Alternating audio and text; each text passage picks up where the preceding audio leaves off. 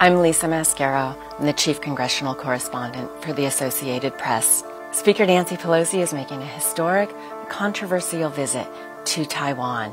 It is the first U.S. visit by a top American official in 25 years. Speaker Nancy Pelosi's visit to Taiwan is a real capstone to her career. She's been in office some 30 years. You know, she represents the city of San Francisco, which of course has a very large Asian American population, but it's deeper than that for Speaker Pelosi.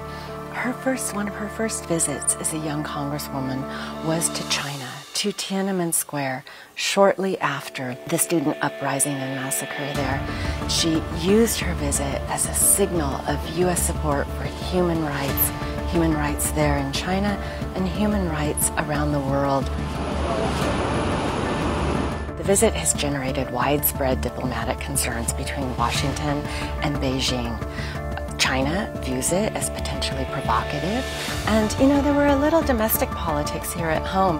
President Joe Biden said the U.S. military did have concerns about Speaker Pelosi's visit, but in the United States, the White House and the Congress, they are co-equal branches of government, and many lawmakers really rallied around Speaker Pelosi as the leader of the Congress and said, Congress is able to make its own decision and exert its own points of view on foreign and domestic affairs.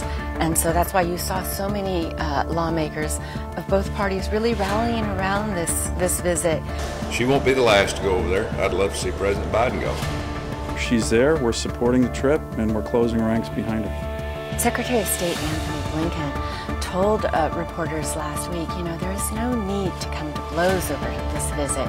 This is simply the visit by a U.S. leader to the island of Taiwan, and it does not necessarily need to be received the way some in China have positioned it as provocative or something that could require some sort of response by Beijing. We are looking for them, in the event she decides to visit, to act responsibly and not to engage in any escalation going forward.